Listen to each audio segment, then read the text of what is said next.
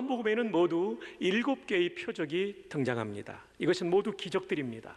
근데 이 기적을 통해서 예수님의 메시아이심을 선명하게 드러내기 때문에 표적이라고 그러죠. 그래서 요한복음에 나오는 7개의 표적을 살펴보는 오늘 세 번째입니다. 세븐 사인 시리즈의 세 번째 말씀을 전하게 됩니다. 첫 번째는 가나 혼인잔치에서 있었던 기적입니다. 근데 이게 표적이 되죠. 물이 어떻게 포도주로 바뀝니까? 이건 기적이었죠. 그래서 파장으로 끝날 결혼식 잔치를 축제로 만들어주신 놀라우신 주님의 기적이 기록되었죠. 오늘도 우리 인생의 결핍을 채워주시는 그 충만케 하시는, 그리고 이전 것보다 더 좋은 것으로 충만케 하시는 은혜가 이 말씀을 받는 여러분들에게 함께하기를 주님의 이름으로 축복합니다. 근데 이 기적을 일으키신 분이 물을 바꿔서 포도주로 만드셨는데 이것은 창조의 능력이었죠. 그래서 그분이 한 인간 선지자가 아니라 하나님이시며 우리의 구주가 되심을 증명해 주었습니다. 그래서 요한복음 2장의 가나 혼인잔치의 기적을 성경은 표적이라고 기록하고 있는 것이죠. 두 번째는 지난주의 말씀입니다. 가버나움에 살고 있는 헤롯 왕의 신하였던 고위 관리가 가버나움을 떠나 32km가 떨어져 있는 가나까지 예수님을 만나러 옵니다. 그의 자존심을 다 내려놓고요. 왜냐하면 아들이 죽어가고 있었기 때문에. 가나 혼인잔치의 표적의 이야기를 아마도 들었던 것 같습니다. 예수님께 나와서 살려달라는 요청을 하죠. 예수님께서 그의 집으로 가지 않습니다. 네 아들이 살았으니 돌아가라. 근데 놀라운 것은 이분이 예수님의 말씀을 믿고 갑니다. 예수님이 말씀하신 장소는 가나고 아들이 있는 곳은 가버나움인데 32km가 떨어져 있어요. 얼른 이해가 안 되실 것 같아서 제가 스마트폰을 가지고 내비게이션을 찍어보니까 삼낭진역까지가 30km입니다. 거기서 2km를 더 가야 돼요. 우리 예배당에서부터 삼낭진역까지 좀 더 가야 돼요. 이게 32km예요. 굉장히 먼 거리입니다. 원거리입니다. 그런데 주님께서 말씀하시니까 이 아들이 치료받아요. 죽음의 자리에서 살아나게 되는 거죠. 집으로 돌아가는데 도중에 종들을 만납니다. 아드님이 살아나셨습니다. 언제냐? 물어보니까 예수님이 말씀하신 그 순간이죠. 놀라운 기적이죠. 근데 이 기적은 말씀으로도 원거리에서 사람을 치료하시는 예수님의 능력을 보여주신 겁니다. 여러분, 말씀으로 사람을 살리신 예수님의 능력을 보면서 여러분은 창조주의 능력을 연상할 수 있지 않습니까? 왜냐하면 창조 때에도 말씀으로 우주 만물을 만드셨기 때문입니다. 히브리서의 11장 3절에 믿음으로 모든 세계가 하나님의 무엇으로요? 말씀으로 지어진 줄을 우리가 아나니. 그렇습니다. 두 번째 표적도 말씀만으로 32km 떨어져 있는 아들을 살리신 예수님의 말씀의 권세를 통하여 그분이 한 인간 선지자가 아니라 창조주이심을 보여준 거죠. 그래서 그분이 우리의 구주가 되셨다는 것을 증명했기 때문에 이 기적도 표적이라고 성경에 기록되어 있습니다. 오늘은 세 번째 표적을 보여줍니다. 유대인의 명절에 예수님께서 예루살렘으로 올라가셨습니다. 6월절인지 초막절인지는 모르지만 이 명절에 예수님께서 올라가셨습니다. 그런데 예수님께서 예루살렘 성 안으로 들어가는 수많은 문 가운데 양의 문을 통과하게 되었습니다. 이것은 제물로 사용되는 양을 데리고 들어가는 문이었기 때문에 양의 문, The Gate of Sheep 라고 불려지던 문이었습니다. 이 문가에는 커다란 연못이 있었습니다. 요즘 번역에는 못이라고 되어 있는데 연못을 말합니다. 영어 성경을 보니까 풀이라고 되어 있어요. 여러분, 풀 하면 연못이라는 뜻도 있지만 수영장이라는 뜻도 있죠. 실내 수영장은 인도 풀, 실외 수영장은 아웃도어 풀이라고 불려지는데 여기는 아웃도어 풀에 해당되는 연못이었죠. 실제로 베데스다 연못에서는 사람들이 수영을 했다고 합니다. 근데 그 규모가 대단히 커 보입니다. 왜냐하면 여기에 행각이 5개가 있었다라고 그래요. 행각이 뭘까요? 찾아보니까 기둥으로 받쳐진 지붕을 가지고 있는 현관을 행각이라고 부릅니다. 근데 이 연못가에는 건물이 있지 않았기 때문에 독립된 기둥으로 받쳐진 지붕을 가진 그런 간편한 건물이라고 할까요? 따라서 우리말로 옮긴다면 정자라고 옮기면 좋겠다 생각이 됩니다. 여러분, 세상에 이 연못 주변에 정자가 5개나 있었어요. 그러니 이 연못이 얼마나 규모가 있는 연못이었겠습니까? 그런데 이 연못에는 전해져 내려오는 이야기가 있습니다. 천사가 하늘로부터 내려와서 이 연못의 물을 움직여 놓고 그 상황에서 제일 먼저 들어가는 사람은 어떤 병이 있든지 낫는다는 이야기입니다. 그래서 예수님께서 이 베데스다 연못을 지나갈 때 질비하게 앉아있는 각색 병 걸린 사람들을 볼 수 있었습니다. 그런데 유독히 예수님의 눈에 들어오는 한 사람이 있었으니 그는 38년 동안 질병을 앓아온 사람이었습니다. 생각해 보십시오. 10년도 20년도 아닌 38년, 일제강점기보다 긴 세월을 이분은 앓아왔던 것이죠. 그 당시에 평균 수명이 약 40년 정도라고 하니까 이분은 평생 질병을 끌어안고 살아왔던 것이죠. 아마 몸의 모든 기력이 소진되었을 것입니다. 움직이지 않는 근육은 쉽게 사라지게 되죠. 모든 근육이 빠져나가 버린 사람. 그리고 이 사람은 혼자 힘으로는 걸을 수조차 없는 사람. 이 사람의 안타까움은 무엇이냐면 천사가 물을 흔들어 놓았을 때 내가 먼저 들어가야 38년 된 병을 치료받을 수 있는데 내 힘으로는 빨리 달려 들어갈 수 없다는 것이 베데스다 연못가에 있기는 하지만 이분의 안타까움이었습니다. 한 가지 더 안타까움이 7절에 나옵니다. 병자가 대답하되 주여 물이 움직일 때에 나를 못에 넣어주는 사람이 없어 내가 가는 동안에 다른 사람이 먼저 내려가나이다. 내 힘이 없으면 누군가의 도움으로라도 들어가야 되는데 도와줄 사람이 단 한 명도 없는 서글픈 운명이었습니다. 그 당시에 평균 수명이 약 40세였기 때문에 이분의 부모님도 이미 세상을 떠났을 것입니다. 형제들도 더러는 세상을 떠났을 것입니다. 어쩌면 이분은 결혼도 하지 못한 채 이 질병을 끌어안고 평생 허덕이며 여기까지 온 것입니다. 그러나 출구가 보이지 않아요. 해결할 방책이 보이지 않는 상황의 사람.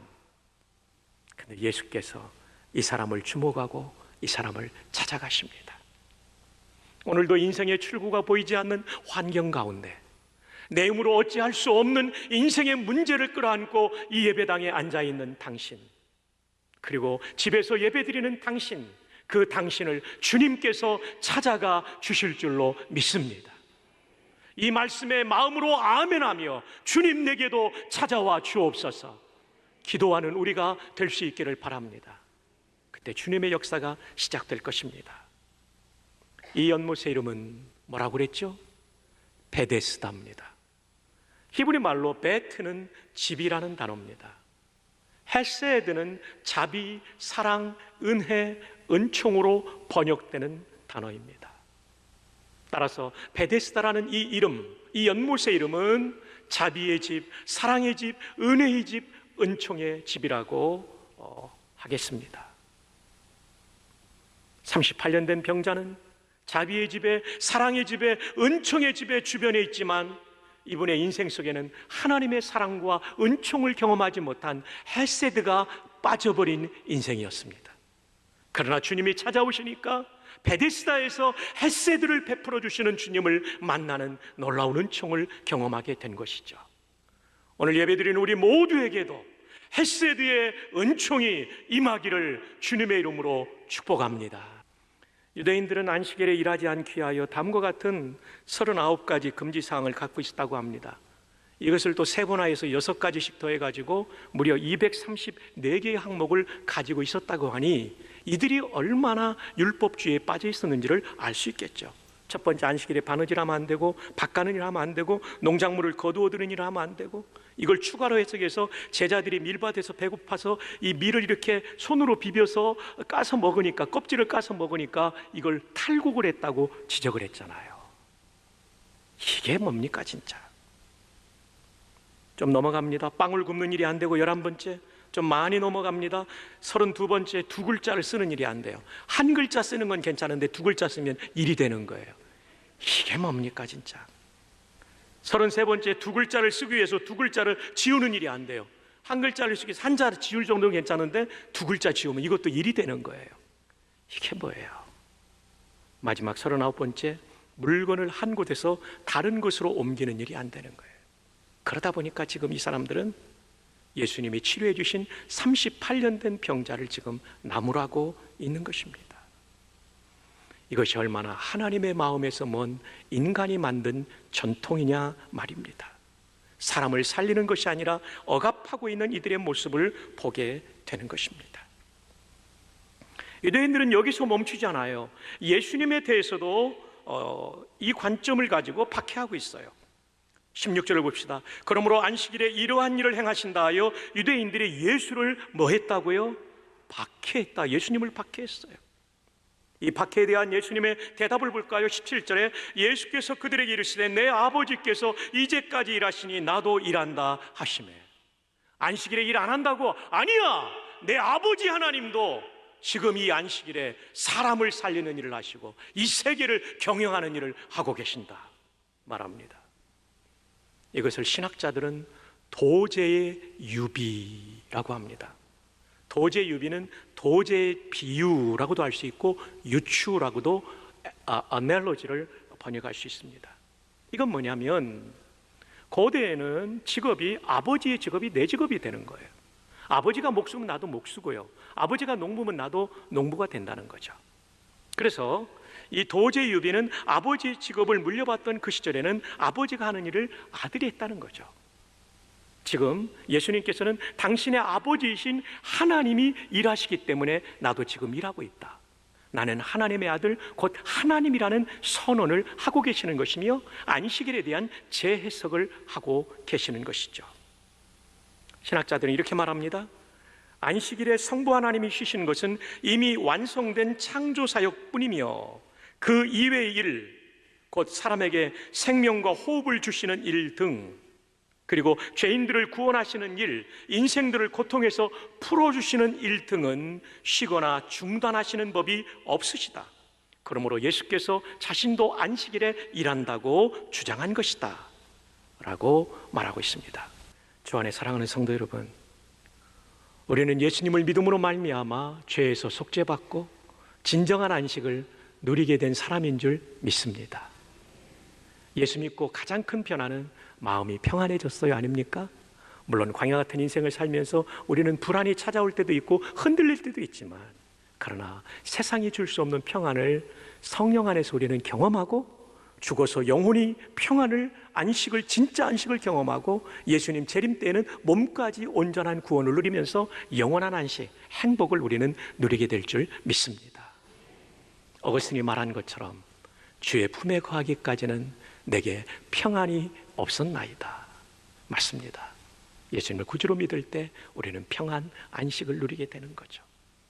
예수님을 구주로 믿은 사람은 평안을 누리기 때문에 이런 찬송을 부르지 않습니까? 주 안에 있는 나에게 딴 근심이 있으랴. 근심이 사라져요, 주 안에 있으면. 십자가 밑에 나아가 내 짐을 풀었네. 짐을 푼 안식이 찾아오는 거죠. 그 두려움이 변하여 내 기도되었고 두려움을 이기는 기도의 은혜 가운데 평안을 누리며 전날의 한숨 변하여 내 뭐가 되었다고요? 노래되었네. 그냥 평안 정도가 아니라 마음의 기쁨이 충만해지는 것입니다. 여러분 이 경험 하셨죠? 더 많이 할 수 있기를 바랍니다. 내 노래가 되었다. 내 주는 자비하셔서 늘 함께 계시고 내 궁핍함을 하시고 늘 채워주시네. 그래서 안식을 누리는 거죠. 내 주와 맺은 언약은 영불변하시니 그 나라 가기까지는 늘 보호하시네. 저 영원한 안식에 들어가기 전까지 이 땅에서도 우리를 보호하시는 안식을 누리게 되는 것이죠. 이런 안식을 주시는 예수님이 우리의 구주가 되심을 보여준 것이 오늘 본문의 사건입니다.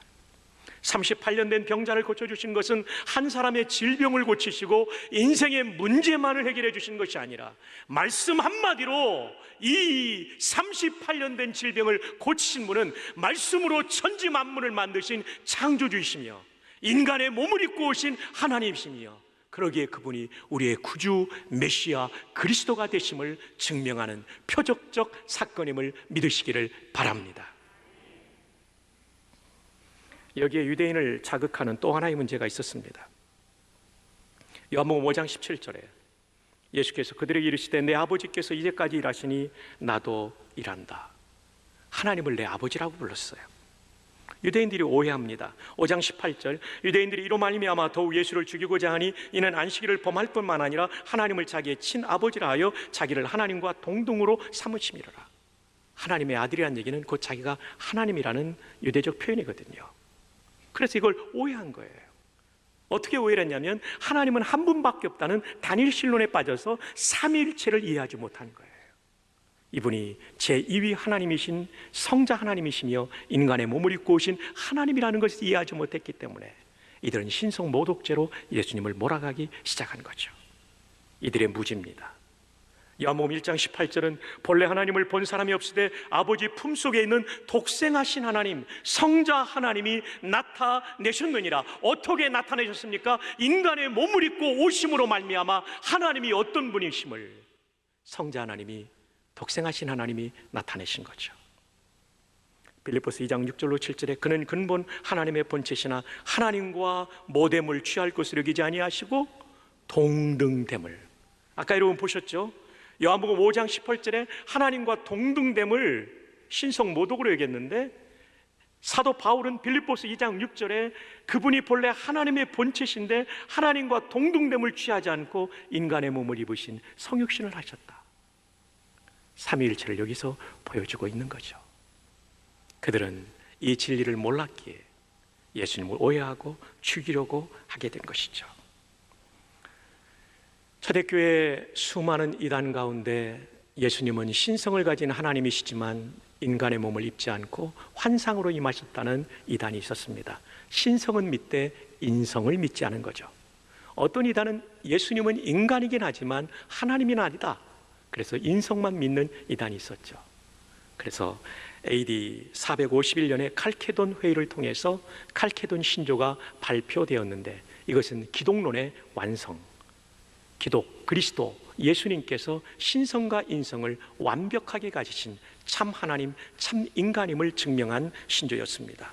아주 소중한 신조죠. 이 신조가 지금 우리가 따르고 있는 웨스터민스터 신조와 같은 내용, 아니 웨스터민스터 신조가 칼케돈 신조를 밑바탕으로 만들어졌습니다. 소개합니다. 그리스도는 신성도 완전하고 인성도 완전하다. 그리스도는 완전한 신성을 가지고 계시고 또 완전한 인성을 가지고 계셔서 진정한 하나님이시요 또한 진정한 사람이다. 그리고 예수님의 신성과 인성은 두 성격이 서로 혼동되어 있지 않고 짬뽕되어 있지 않다는 얘기예요. 분명하게 구분되어 있어요. 그러나 연합되어 있다는 거죠. 하나가 다른 것으로 들어가서 잠입하지도 않고 그 기능에 따라 서로 대조되어 있지도 않고 그리고 그 특성이 연합함으로써 없어지지도 않는다. 완전한 하나님, 완전한 인간이신 예수 그리스도, 그분만이 우리의 죄를 완전히 해결할 수 있는 구주이심을 믿으시기를 바랍니다. 그래서 오늘 본문에 그분의 하나님 되심을 증명하는 것은 매우 중요합니다. 그분만이 구주가 될 수 있기 때문에, 인간은 다 죄인이기 때문에 하나님이 인간의 몸을 입어야만 완전한 죄 없는 속죄제물이 될 수 있기 때문입니다. 따라서 예수님은 신성, 디비니티와 인성, 휴메니티를 완벽하게 가지신 분이라는 것을 다시 한번 뼛속 깊이 아로새길 수 있기를 바랍니다. 그분은 본래 하나님이신데 우리를 구원하기 위하여 인간의 몸을 입고 오셨어요. 그리고 이 땅에 오시되 베데스다 연못 같은 세상 속에서 하나님의 사랑을 경험하지 못한 38년 된 병자 같은 우리를 찾아오신 예수님, 38년 된 질병보다 더 무서운 죄로 인해서 지옥 갈 우리를 구원하시고 이 땅에서 하나님께서 베풀어 주시는 진정한 헤세드를 경험하면서 살게 하시려고 오신 우리 구주 예수님을 이 본문은 증거하고 있는 것입니다. 아멘입니까? 이어지는 말씀에서 예수님은 이런 말씀을 하십니다. 오늘 본문이 요한복음 5장 1절부터 시작됐죠. 39절에 가면 이런 말씀이 나와요. 너희가 성경에서 영생을 얻는 줄 생각하고 성경을 연구하거니와 이 성경이 곧 내게 대하여 증언하는 것이라. 오랫동안 살펴보았던 이 성경은 구약 성경을 가리키겠죠. 구약 성경, 거기서 예언하고 있는 메시아가 바로 나다 라고 지금 말씀하세요. 그리고 요한복음 5장 24절에 내가 진실로 진실로 너희에게 이르노니 내 말을 듣고 또 나 보내신 이를 믿는 자는 영생을 얻었고 심판에 이르지 아니하나니 사망에서 생명으로 옮겼느니라. 이 유명한 말씀이 오늘 38년 된 병자를 고치신 다음에 하신 말씀입니다. 자, 이 말씀을 제가 구분해서 말씀드립니다. 예수님 말씀 듣고 예수님 보내신 하나님을 믿는 자에게 주어지는 복이 세 가지입니다. 과거, 현재, 미래입니다. 먼저 순서적으로 앞에부터 말씀드립니다. 영생을 얻었고, 동사가 강조형으로 표현되어 있죠. have 동사의 현재형 3인칭 단수 has eternal life. 예수님을 믿고 하나님을 믿는 자에게는 영생을 지금 현재 가지고 있는 거예요. 영생은 죽어서 취하는 게 아니라 지금 가지고 있는데 지금 부분적으로 맛보다가 그때 완전히 취하게 되는 거예요. 예수님 재림 때는 더 완전하게 취하게 되는 거죠. 영생을 지금 우리는 가지고 있어요. 그래서 이 땅에서 헷세들을 맛보는 거죠. 하나님의 생명이 우리 안에 있어요. 두 번째, 심판에 이르지 않는다. 이건 미래입니다. 동사가 현재인데 왜 미래입니까? 우리가 중학교 때 배웠죠. 왕래 발착의 동사는 현재형을 써도 미래의 의미를 가질 때가 있습니다. 이 come이 오다라는 뜻이잖아요. 여기서는 가다라는 뜻으로 말해주고 있는데 심판에 가지 않는다. 근데 그것은 현재형 영어 동사지만 그러나 의미는 미래형으로 해석해야 되죠. 심판대 앞에 서지 않는다는 뜻이 아니라 심판의 결과인 지옥에 들어가지 않을 것이다. 미래형입니다. 세 번째, 사망에서 생명으로 옮겼느니라. 이것은 현재 완료가 썼습니다. has passed out of death into life. 현재 완료는 과거에 이루어진 것이 지금까지 영향을 미치는 거죠. 그래서 과거로 우리가 설명할 수 있습니다. 정리합니다. 예수님을 구주로 믿은 사람, 그분을 보내신 하나님을 믿는 사람은 현재 이미 영생을 가지고 있어요. 미래 심판의 결과 지옥에 가지 않습니다. 왜냐하면 십자가의 은혜로 속죄받았기 때문입니다. 그리고 과거는 예수 믿는 순간 영적 사망에서 살아나서 하나님의 아들과 딸의 생명을 가지게 된 거죠. 그래서 중생, 한 번 더 태어났다고 말하는 거죠. 엄마 뱃속에서 태어난 것이 아니라 성령으로 태어났다는 것이죠. 이 본문 안에 과거, 현재, 미래가 있습니다. 과거, 영적 죽음에서 생명으로 태어났다. 현재, 영생을 지금 가지고 있고 맛보고 있다. 미래, 지옥에 가지 않고 영생을 온전히 누리게 될 것이다. 예수님을 구주로 믿는 여러분, 여러분이 받은 구원이 이것임을 분명히 믿으시기를 주님의 이름으로 축복합니다. 이제 말씀을 맺습니다. 오늘 말씀의 제목이 베데스다에서 헷세들을 베푸신 예수님입니다. 38년 된 병자가 있었던 그곳은 사랑의 집, 은총의 집, 은혜의 집 베데스다였어요.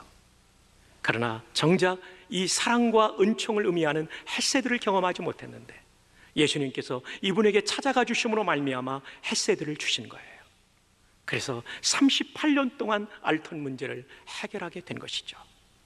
오늘 주 안에 사랑하는 성도 여러분, 오늘 예배를 드린 여러분 가운데에도 여러분의 힘으로 해결할 수 없는 인생의 문제, 코로나19로 인해서 우리는 더 많은 인생의 과제를 안게 되었습니다. 내게 찾아오시는 그 예수님의 헷세드의 은혜로 말미암아 해결할 수 있는 그 은총이 있기를 주님의 이름으로 축복합니다. 두 번째, 이 말씀은 더 중요한 표적의 의미를 가지고 있어요. 말씀 한마디로 38년 된 병자를 고치신 분은 창조주이신 하나님이시며 인간의 몸을 입고 오셔서 우리의 속죄를 이루신 구주가 된다는 것을 보여준 표적의 사건입니다. 그러므로 예수님을 구주로 믿고 있다면, 십자가에 속죄받은 것을 믿고 있다면 이제는 더욱 확신하는 여러분들이 되기를 주님의 이름으로 축복합니다. 더 나아가 가족들과 이웃들에게 이 생명의 구주를 증거하는 우리 모두 되기를 주님의 이름으로 축복합니다.